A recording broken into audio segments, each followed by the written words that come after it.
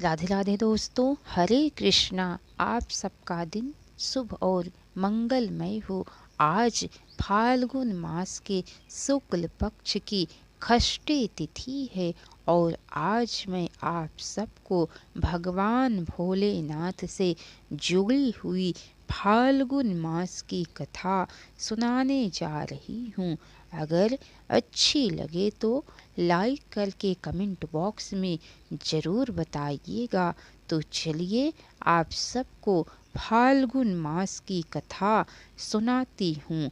व्यास जी कहते हैं कि समुद्र में फेंका हुआ वह तेज शीघ्र ही बालक रूप हो गया। वह बालक गंगा सागर के संगम पर स्थित होकर बड़े ऊंचे स्वर में रोने लगा। उसके रुदन से सभी लोग व्याकुल हो गए तथा समस्त देवता ब्रह्मा जी की शरण में गए। ब्रह्मा जी ने उस बालक के विषय में समुद्र से पूछा। उसी समय उस बालक ने ब्रह्मा जी का कंठ पकड़ लिया। ब्रह्मा जी ने किसी प्रकार अपना गला छुड़ाया, परंतु उनकी आँखों से आंसू आ गए। समुद्र के कहने पर उस बालक का जात कोक्त फल ब्रह्मा जी ने सुनाया। ब्रह्मा जी ने कहा, इसने मेरे नेत्रों से निकले हुए जल को धारण किया, इसीलिए इसका नाम जलंधर होगा। यह बालक समस्त दैत्यों का अधिपति होगा। रुद्र को छोड़कर यह सभी प्राणियों से अवध्य होगा। इसके अनंतर सागर के अनुरोध करने पर असुर काल नेमी ने अपनी पुत्री वृंदा का विवाह जलंधर से कर दिया। देवताओं द्वारा छल पूर्वक समुद्र मंथन एवं अमृत पान आदि की बातें सुनकर जलंधर अत्यधिक क्रोधित हो गया और स्वर्ग पहुंचकर उसने इंद्र सहित सभी देवताओं को जीत लिया और अमरावती पुरी पर अपना अधिकार कर लिया। देवताओं को भागते हुए देखकर भगवान ऋषिकेश विष्णु गरुड़ पर सवार होकर जलंधर से भयंकर युद्ध करने लगे। उस दैत्य से बहुत देर तक युद्ध करके विष्णु विस्मित हो गए और प्रसन्न होकर उसे वरदान देने लगे। जलंधर धर्मानुसार शासन करने लगा। देवतागण संतृप्त होकर भगवान शंकर के पास गए और अपनी रक्षा के लिए प्रार्थना करने लगे। यह निश्चय हुआ कि जलंधर की पत्नी वृंदा का पातिव्रत्य जब तक नष्ट नहीं होगा तब तक जलंधर की मृत्यु संभव नहीं है। अतः भगवान विष्णु ने पार्वती की प्रेरणा से वृंदा का पातिव्रत्य नष्ट किया। वृंदा को जब यह बात मालूम हुई तो वह अत्यंत क्षुब्ध हो गई और वह भगवान विष्णु को शाप देकर अग्नि में प्रवेश कर गई। इधर भगवान शंकर ने देवताओं के कार्य को सिद्ध करने के लिए नारद जी को बुलाकर भेजा। नारद जी देवताओं को आश्वस्त करके जलंधर के पास गए और उससे बोले, तुम्हारे पास संपूर्ण समृद्धि रहते हुए भी स्त्री रत्न नहीं है।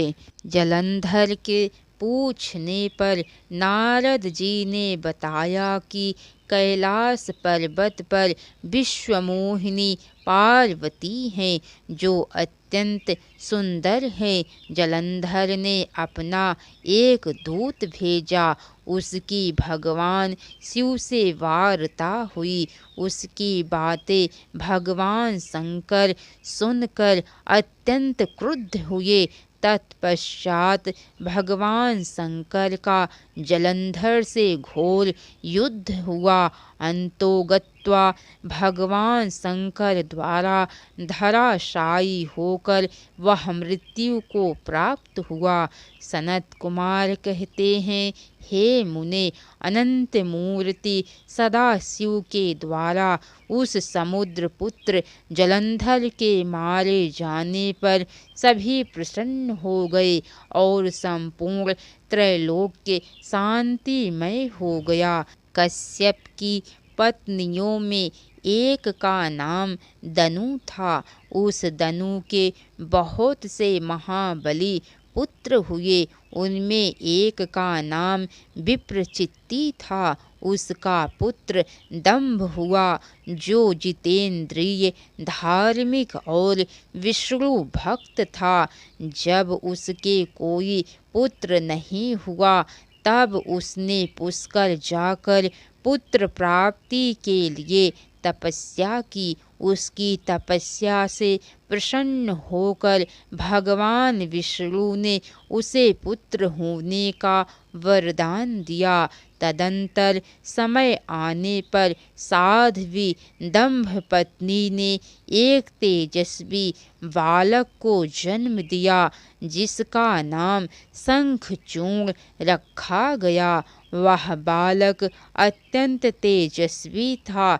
नित्य बाल क्रीड़ा करके अपने माता पिता का हर्ष बढ़ाने लगा। इधर शंखचूड़ बड़ा हुआ, तब वह पुष्कर में जाकर ब्रह्मा जी को प्रसन्न करने के लिए भक्ति पूर्वक तपस्या करने लगा। उसकी तपस्या से प्रसन्न होकर ब्रह्मा जी ने उसे देवताओं से अजय होने का वरदान दिया। फिर उन्होंने शंखचूड़ को दिव्य कृष्ण कवच प्रदान किया। तदंतर ब्रह्मा जी ने उसे आज्ञा दी कि तुम बद्री वन को जाओ। वहीं धर्मध्वज की कन्या तुलसी सकाम भाव से तपस्या कर रही है। तुम उसके साथ विवाह कर लो। इसके अनंतर शंखचूड़ उस स्थान पर जा पहुँचा जहाँ धर्मध्वज की पुत्री तुलसी तप कर रही थी। तुलसी से वहाँ शंखचूड़ की वार्ता हुई और ब्रह्मा जी की आज्ञा से दोनों ने गांधर्व विवाह कर लिया। इसके अनंतर शुक्राचार्य जी द्वारा शंखचूड़ का राज्याभिषेक हुआ। उसने संपूर्ण लोकों को जीत कर देवताओं का सारा अधिकार छीन लिया। देवगण ब्रह्मा जी की शरण में गए। ब्रह्मा जी समस्त देवताओं के साथ भगवान विष्णु की स्तुति करने लगे। भगवान विष्णु ने कहा, हे कमल योनि, मैं शंखचूड़ का सारा वृतांत जानता हूँ। पूर्व जन्म में वह गोप था। गोलोक में मेरे ही रूप श्री कृष्ण रहते हैं। वही गोप इस समय शंभु की इस लीला से मोहित होकर शापवश अपने को दुख देने वाली दानवी योनि को प्राप्त हो गया है। श्री कृष्ण ने पहले से ही रुद्र के त्रिशूल से इसकी मृत्यु निर्धारित कर दी है। ऐसा जानकर तुम्हें भय नहीं करना चाहिए। यूँ कहकर ब्रह्मा सहित विष्णु शिवलोक को गए तथा भगवान शंकर की स्तुति करते हुए बोले, हे दीन बंधु, हम दीनों की रक्षा कीजिए। श्री शंकर जी ने सबको आश्वस्त करते हुए कहा, हे देवगण, तुम लोग अपने अपने स्थान को लौट जाओ। मैं निश्चय ही शंखचूड़ का वध कर डालूंगा। महेश्वर के इस वचन को सुनकर समस्त देवताओं को परम आनंद प्राप्त हुआ। इधर उन महारुद्र ने गंधर्वराज चित्ररथ को दूत बनाकर शंखचूड़ के पास भेजा, परंतु शंखचूड़ ने कहा कि महेश्वर के साथ युद्ध किए बिना ना तो मैं राज्य ही वापस दूंगा और न अधिकारों को ही लौटाऊंगा। शिवदूत चित्ररथ ने लौटकर अपने स्वामी महेश्वर को शंखचूड़ की सारी बात सुना दी। भगवान रुद्र ने अपनी सेना के साथ युद्ध के लिए प्रस्थान किया। शंखचूड़ ने महल के भीतर जाकर अपनी पत्नी तुलसी से यह सारी वार्ता सुनाई तथा युद्ध में जाने से पूर्व उसे ढांढस बंधाया। तदंतर दानवराज ने कवच धारण करके अपनी सेना के साथ युद्ध के लिए प्रस्थान किया। राधे राधे दोस्तों, हरे कृष्णा। तो कैसी लगी कथा लाइक करके कमेंट बॉक्स में ज़रूर बताइएगा।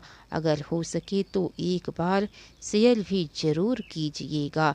इसके आगे की कथा दोस्तों आप सबको कल सुनने को मिलेंगी। हर हर महादेव।